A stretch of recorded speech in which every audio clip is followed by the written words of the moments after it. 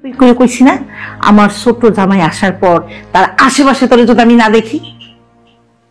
আবার আসছে, খাইতে বসছে, কাঁধে বৃষ্টি গন্ধ বাইরে যেতেছে। যা এখান থেকে যা, আমাদের সবার খাওয়া হয়ে গেলে আমি বুয়ারে বলে দিব, সে তোর এই পাখির ঘরে খাবার দিবে, ওখানে এসে খাস। এখন যা, ওঠো।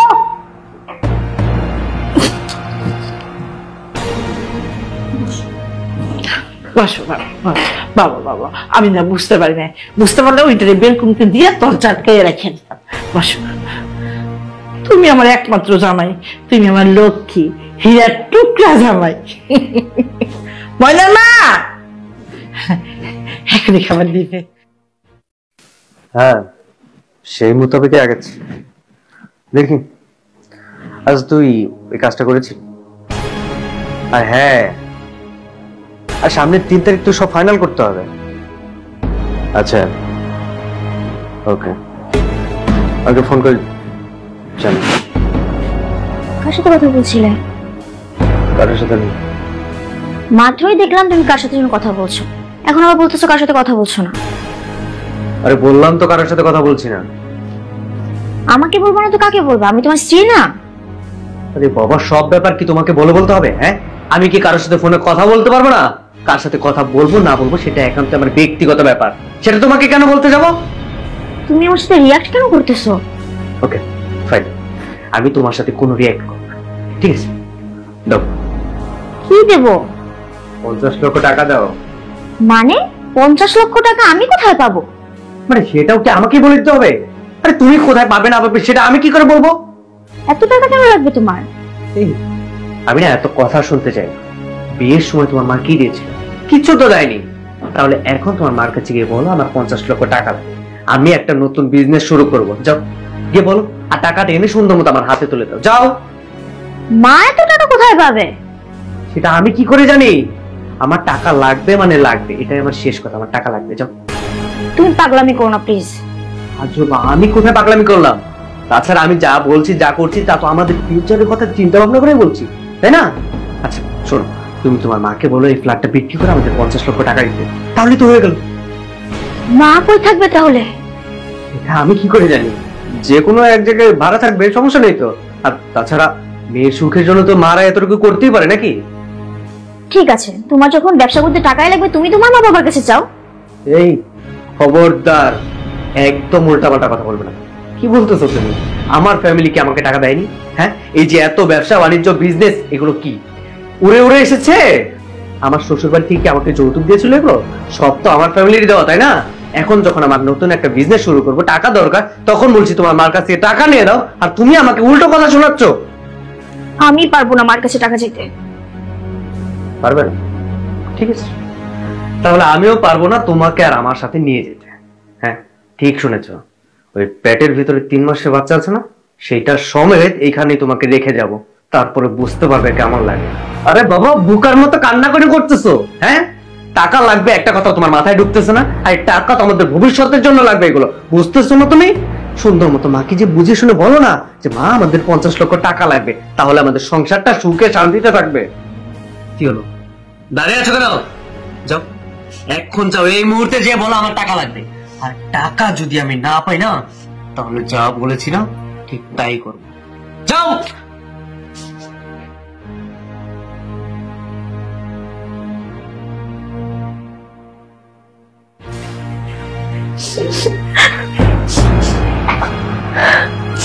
মা, হ্যাঁ কি হয়েছে মা? তুই কাঁদতেছিস কেন? আরে কত কি হয়েছে? জামাই ঠিক আছে তো? জামাই কিছু হয় নাই তো? আমার সব শেষ হয়ে গেল মা। কি শেষ হয়ে গেছে? ও মা, কবি তো আমার তো খুব খুব অস্থির লাগতেছে। জামাই ঠিক আছে তো? এত জামাই জামাই করো না, যাকে এত ভালোবেসে মাথায় তুলছিলে সে তোমার মান সম্মান কিছু রাখেনি। তোমার জামাই টাকা চায়। জামাই টাকা চাইছে? এলাকা তোর কানতে হইব। কয় টাকা চাইছে? আমি এক্ষুনি দিতেছি। 1 টাকা 2 টাকা না মা, 50 লাখ টাকা চায়। 50 লাখ টাকা? মারে, তুই কি ঠিক শুনছিস? কোটি কোটি টাকার মালিক। হর ভাব, ও আমার কাছে 50 লাখ টাকা চাইবো কেন? আর তাছাড়া ও তো জানে ওর শ্বশুর বাইসা নাই, বাড়ি বিক্রি কইরা এই ফ্ল্যাটটা কিনছি, কোনো রকম আমার দিন চলে যায়। তারপর তোর বিয়ের একটা খরচ গেল, এখন আমি 50 লাখ টাকা কোথা থেকে দিব? মারে তুই জামাইয়ের একটু বুঝাই বল। আর আমি এক কাজ করি, জামাইয়ের তুই ডাক দে, আমি বুঝাই বলি। আমার জামাই খুবই ভালো মানুষ, আমার মনে হয় আমি যদি বুঝাই বলি সে আমার কথা রাখবো। সে নাকি কি বিজনেস করবে, তার জন্য নাকি তার 50 লাখ টাকা চাই। সে তোমাকে নিয়ে আরো অনেক উল্টাপাল্টা কথা বলছে। বিয়ের সময় নাকি শুধু আমাকে খালি হাতে পাঠিয়ে দিছো, তাকে নাকি তুমি কিছু দাও নাই। আরো অনেক কিছু বলছে মা, আমি ওগুলো সহ্য করতে পারি নাই। সে আরো বলছে তুমি যদি টাকা না দাও তাহলে নাকি সে আমাকে এখানে বাচ্চা সহ রেখে যাবে, আর বাচ্চা হওয়ার পরে নাকি আমাকে ডিভোর্স দিয়ে দিবে। তুই এসব কি কথা বলিস? তোর পেটে 3 মাসের বাচ্চা, ও জানে না? যাই না শুনে কোনো স্বামী এই ধরনের কথা বলতে পারে যে তোর এই বাড়িতে রেখে যাবো, বাচ্চার উপর ডিভোর্স দিয়ে দিব? সি সি সি সি সি। আর ওর লেগে হয়তো আমার জীবনটা আমি দিয়ে দিতে পারতাম। ওরে আমি এত ভালোবাসলাম, ওই এই প্রতিদান দিল। আম্মা, প্রিয়ঙ্কার কি হয়েছে? কাঁদতেছে কে? কি হয়েছে শুনে না তুমি কি করবা? আসছে আদার ব্যাপারী হয়ে জাহাজের খবর নিতে। আম্মা, আমি শহরে আপনার কাছে কি লেগেছি জানেন? আপনার মায়ের লগে আমার বিয়ে হয়েছে 3টা বছর। এমন কোনো দিন নাই, এমন কোনো রাত নাই আপনার মাইয়া আপনার লেগে চোখের পানি না হালায়, বালিশ পুরা ভিজায় হালায়। এটা আমি সহ্য করতে পারি না। আমি আপনার মাইয়ারে বুঝতে দিই নাই। তারপর আমি কইছি যে লও লও আমার কাছে লও, সে রাইতেই চায় নাই। কারণ আপনি একটু রাগারাগি করেন, কিন্তু দেখেন আম্মা, আমার অপরাধ তো একটাই, তাই না? আমি গরিব, এটাই তো আমার বড় অপরাধ। কিন্তু আমার একটা কথা মনে রেখেন, ও খালি আমার শালী না, প্রিয়ঙ্কা। প্রিয়ঙ্কা কিন্তু আমার ছোট বোন। আর দুনিয়াতে কখন যে কারে কাজে লাগবো বলা মুশকিল আম্মা। আপনি হয়তো আমার টাকা নাই, আমার পয়সা নাই, আমি গরিব মানুষ, আপনি আমার পদে পদে উঠতে বসতে অপমান করতেছেন, কিন্তু একদিন আইতে পারে আমি আপনার উপকারে লাগতে পারি।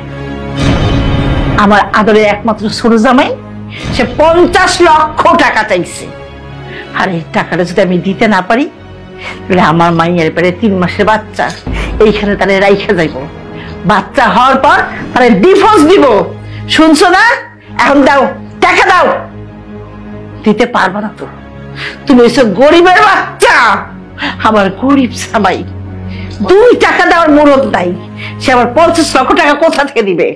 সরো, আমার চোখের সামনে দিয়ে সরে যাও। 50 লাখ টাকা লাগবে? 50 লাখ টাকার লেগে আমার ছোট বোনের সংসারটা ভেঙে যাবো? ওর পেটের বাচ্চা? না না, এটা আমি হইতে দিব না, এটা আমি হইতে দিব না আম্মা। মানে আমি কি করবো তুই কর? আমি তোর ভবিষ্যৎটা নষ্ট করতে পারি না। মা তুই যদি কস আমি এই ফ্ল্যাট, আমার এই গহনা সব বিক্রি করে আমি তোর দিয়ে দিই, তাও তো সংসারটা দেখু। না মা, আমি এরকম কিছু চাই না।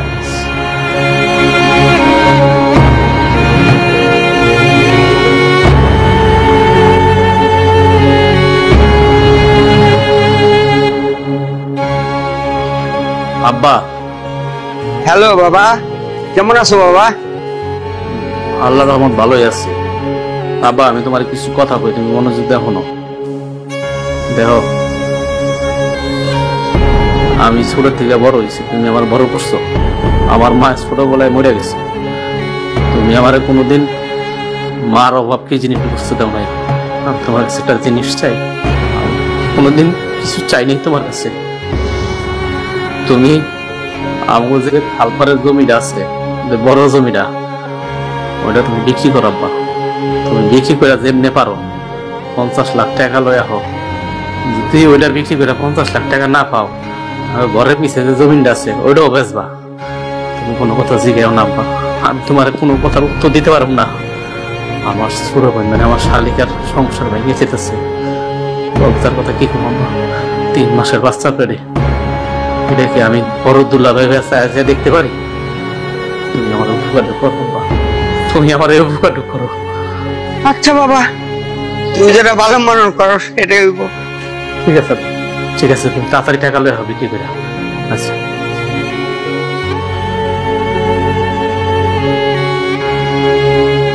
মারে আমি টিউশন নিয়ে নিছি। আমি এই ফ্ল্যাট আরে কখনো বিক্রি করে দিব। আমি তোরে সুখে দেখতে চাই মা। এক মাইয়া তো জাহান্নামে চলে গেছে, তোর জীবনটা আমি নষ্ট করতে পারবো না। আমি ফ্ল্যাট বিক্রি করে দিব।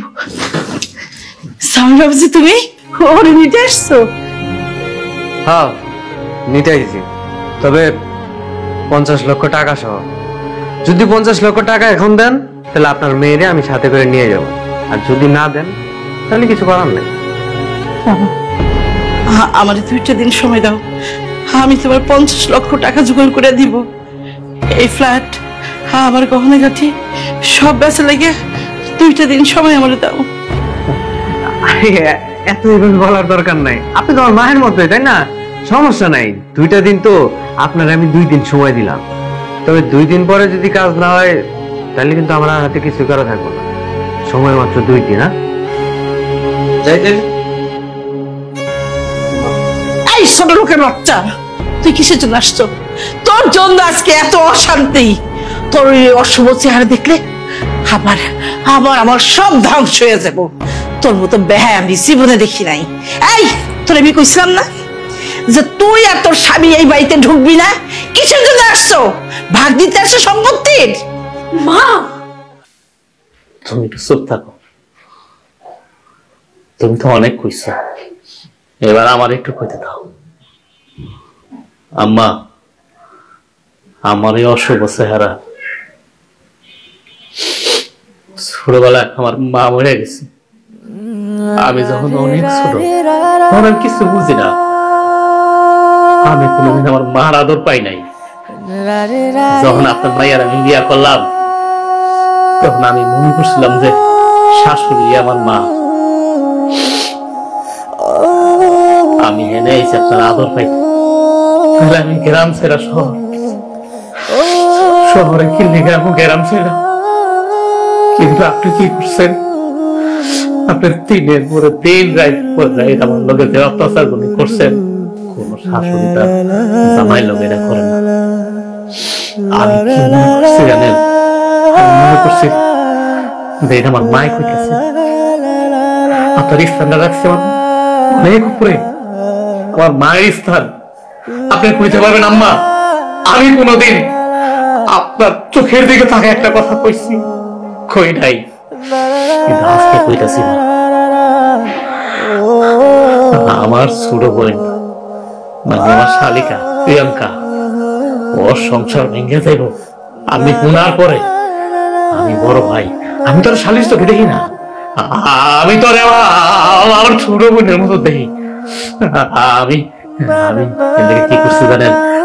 আমি আব্বারে ফোন করছিলাম, ফোন কইরা কইছি আমগো খালপাড়ে একটা জমি আছিল আর ঘরের পিছে একটা জমি আছিল, 50 লাখ টাকা আমি আনছি আমার বোনের লেগে, আমার বোনের সংসার যাতে না ভেঙে যায়। আমার আপনি টাকাটা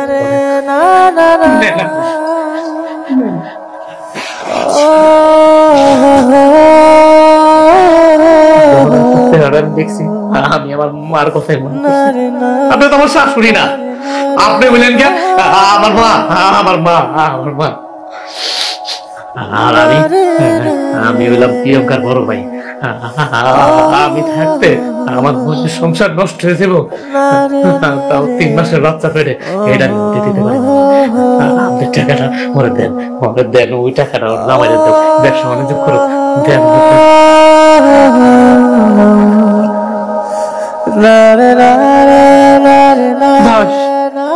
তোর জামাইয়ের এই টাকাগুলো দিয়ে দে। ধর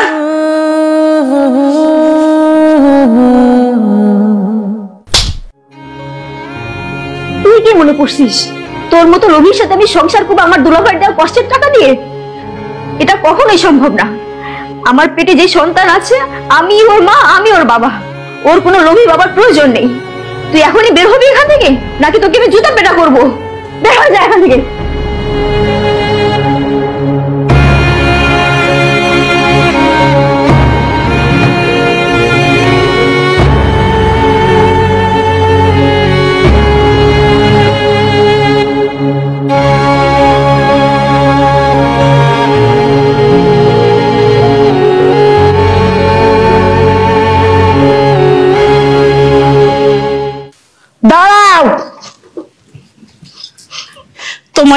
সাহস কে দিছে?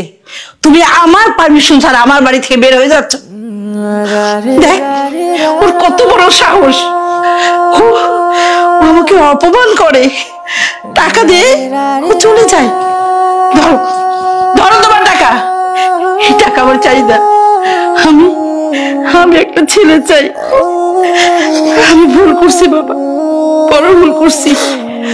আমি হীরা ফালাই দিয়ে কয়লা দিয়ে বসেছিলাম, আমি আমার হীরা চিনতে পারি নাই। আমার তুই মাফ করে দে বাপ।